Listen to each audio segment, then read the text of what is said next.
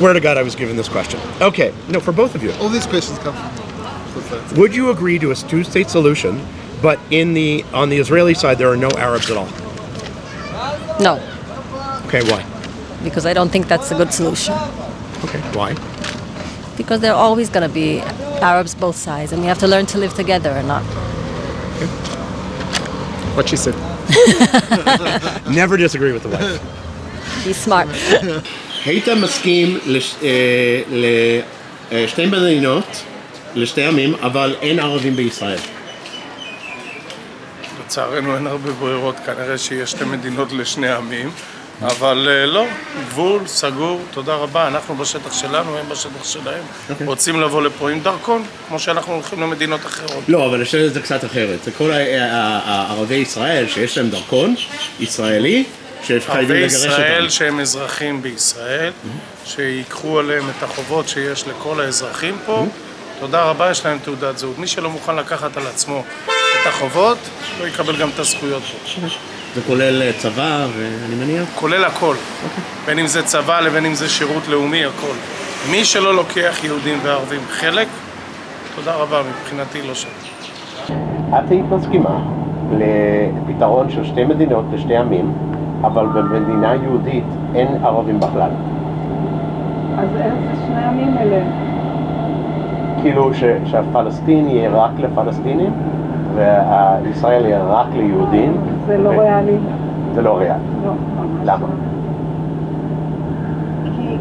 כי זה לא מה שהפלסטינים רוצים, וזה תמיד צריך ששני הצדדים ירצו את אותו דבר. אוקיי. אם שני הצדדים לא רוצים את אותו דבר, זה לא יכול ללכת. ועד היום ראינו עם כל הניסיונות שהיו לנו מהצד השני שלנו, ושמה שהם מעוניינים זה שאנחנו לא נהיה פה. אז זה בעיה. את רוצה שהם יעזבו? לא, אני לא רוצה שהם יעזבו. אני רוצה שהם יסכימו שאני אהיה פה, ושתהיה לי פה מדינה. Would you agree to a two-state solution with the Palestinians, but in Israel there are no Arabs at all? Wow. Yes. Okay, yes. It's a big question for me right now. I prefer to not answer about that. Okay. Why yes? למה כן? explain why. שהם לא... שלום, אבל הם לא יהיו פה יותר אף פעם. כן, בשלום שלא יהיו פה הפעם, כי... לא צריך אותם. זאת מה? לא צריך אותם. לא. את רוצה אוקיי, you're out. לא, זה בסדר, זו הדעה. אוקיי, ולמה את לא רוצה לענות על זה?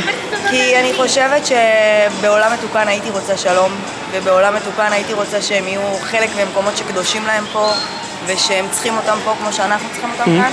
עם זאת, המציאות לדעתי קצת עקומה מדי בכדי לאפשר במדינה הזאת דבר כזה. תסבירי למה? למישהו מחו"ל. למישהו מחו"ל להסביר למה. כיוון שאנחנו מרגישים במתקפה תמידית. איפה גם אנחנו הולכים לטייל, אז זה פיגוע שם, פיגוע פה. כל המיין סובג'קט הוא לא רק בעזה ולא רק על גבולות גזרה.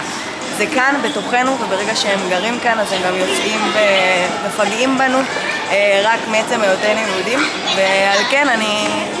הלוואי והיה מתאפשר להם לחיות את החיים הקדושים שלהם ולנו את שלנו תחת אותה קורת גג של מדינה, אבל לצערי המחלוקת ארוכת שנים ועמוקה מדי. אם היה מצב לשניכם שבאמת היה בלי אלימות, לא היו Yeah, for sure. כן? היית מסכימה? Sure. Peace and love, Sure, yes. for sure. Yeah, we will. Would you agree to a two-state solution, but had no Arabs at all? How would you define such a situation that you're I have no idea. solving that question in that way? That makes no sense. Because the reality is that you have...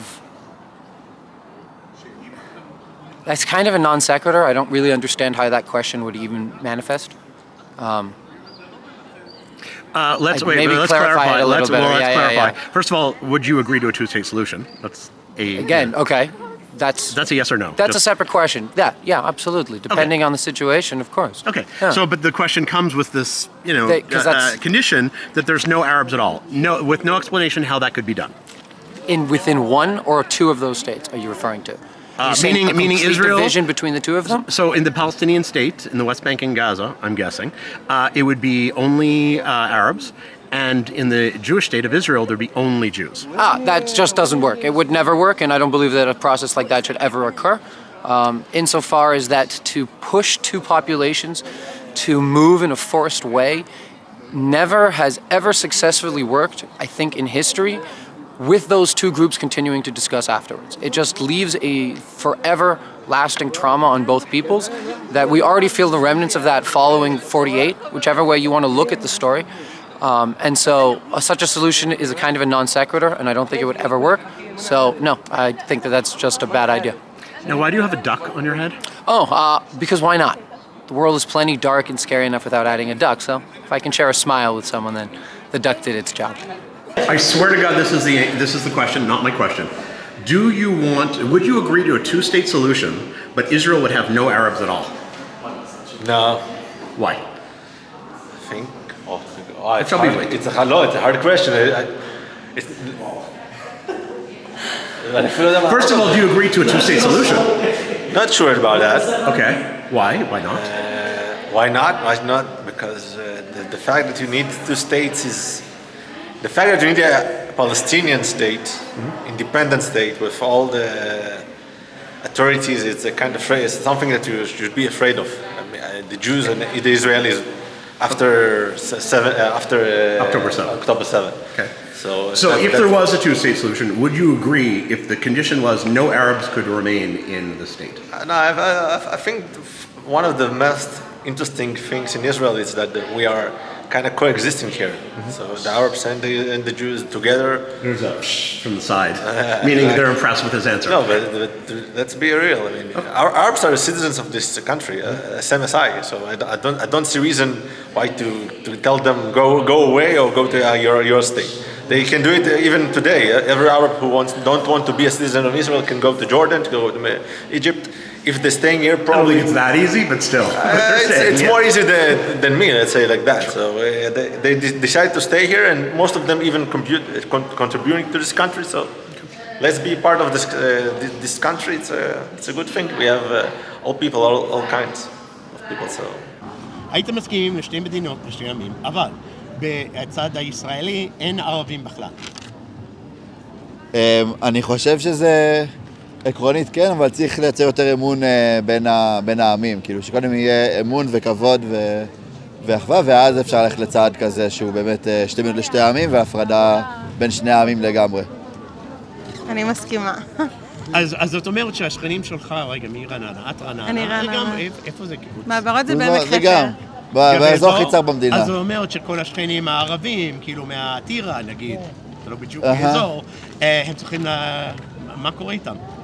אז זו עוד שאלה מורכבת, וגם כמו שיש את היהודים ביהודה ושומרון, שיצטרכו לעבור, לצאת מהמתים שלהם ולעבור לפה. אז יהיו חלק מהמדינה, הם יהיו כן, חלק מהמדינה. כן, כן. אוקיי. מי? לא, אז אני אומר, כאילו, אם הולכים, ובכל מקרה, כאילו צריך לעשות איזשהו מהלך שמוסכם על שני הצדדים, כאילו, אחרי באמת שעושים יחסים של אמון וקרבה וזה, אחרי אתם מדברים על הפרדה מוחלטת? לא שומע. אתה שואל על הפרדה מוחלטת? זה מי ששואל כן. אוקיי. אז, כן. כן, כאילו, אני חושב שבכל מקרה זה חייב להיות קודם באמת ההתקרבות בין שני העמים, וכזה כינון של יחסי אמון ואחווה, ואז יהיה אפשר להחליט ביחד על מה נכון, האם נכון שיהיה שתי מדינות שבתוך שתי מדינות יהיו גם יהודים וגם ערבים, או שיהיה שתי מדינות עם הפרדה מוחלטת ולעשות העברה של האוכלוסיות במקום למקום, כאילו, של שתי אוכלוסיות. בסדר? כן. מסכימה? מסכימה. היית מסכים לפתרון שני מדינות לשני עמים, אבל במדינה ישראל לא יהיו ערבים בכלל. וואו. כן, זה שתי כאילו חלקים פה. לא. לא. איזה חלק לא, כאילו?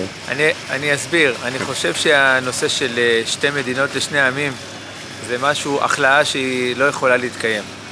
למה? ברגע שאנחנו נמצאים פה ויש עניין אידיאולוגי, גם של הצד הערבי וגם של הצד היהודי, יש כאן התנגשות של שני עולמות שהשפה שמדברים היא לא שפה משותפת. מה שמדברים בחול על שתי מדינות, כאילו יש כאן שני אנשים שאין להם אידיאולוגיה ואין להם שום זיקה לארץ, וזה רק משהו טכני של חלוקה, כמו חלוקה מוניציפלית, אז כביכול זה יכול להתאפס, אבל כאן יש משהו הרבה יותר אידיאולוגי. יש כאן שני עמים, יש להם מסורת, יש להם טעינה לאחיזה בקרקע, וקודם כל לעולם שני העמים האלה לא יסכימו על הדבר הזה. זה הדבר הראשון. והדבר השני, והיותר חשוב, המציאות הוכיחה, בטח בעזה, ששם הייתה חלוקה והם קיבלו ריבונות מלאה והכל, שהשימוש בסוף היה שימוש למלחמה, שימוש לדמים, שימוש לניסיון לכבוש שטחים נוספים בכוח ובאלימות, ואין כאן באמת אנשים שאפשר לדבר איתם בשיח נורמלי כמו שיש במקומות אחרים, ולכן אני לא חושב שיש אחיזה לדבר הזה, והמציאות מוכיחה את זה לצערנו. אוקיי, אז זה יהיה מדינה אחת, מתחת ישראל, כאילו, שלטון ישראל, צריך להוציא את כל הערבים אז. באידיאל אני חושב שהדבר הנכון הוא לעשות החלפה של שטחים, שזה אומר בעצם לקחת את הערבים שנמצאים פה, לשלם להם ולתת להם שטחים חלופיים מחוץ למדינת ישראל. יש היום במזרח התיכון שטחים עצומים שנמצאים בידי רמאללה זה נחשב ארץ ישראל או לא, לפי דעתך? כן. מה כן? רמאללה זה ארץ ישראל. זאת אומרת, כל הערבים, אני מדבר על חלופה, אני מדבר בעצם לתת להם חלופה, לתת להם איזשהו תשלום, או לסייע. יש במדינות לידינו שטחים מאוד מאוד גדולים, שיש שם את כל האוכלוסייה הערבית שנמצאת שם. אני חושב שהדבר הנכון הוא לקחת אותם ולהעביר אותם בהסכמה למקומות האלה. הם לא יסכימו, אז מה עושים? הם לא יסכימו לדבר הזה, אז הם יצטרכו, כל עוד הם נשארים פה, להיות תחת שלטון ותחת הכללים של מדינת ישראל. אנחנו היהודים, אנחנו נמצאים כאן, זאת הארץ שלנו. אנחנו מיישבים אותה בשמחה ובאהבה, וכל מי שבא לכאן ומוכן לקבל את השלטון היהודי עם כל החוקים שלו והכללים שלו, אז יש כאן הרבה אנשים שהם לא יהודים שחיים פה בשמחה, אבל כל עוד מי שנמצא פה חושב שהוא בא לפה כדי להילחם, עם ישראל זה הארץ שלו, זה המדינה שלו, זה המקום שלו. נגיד שהם לא נלחמים, הם יהיו שווים? יהיה שוויון?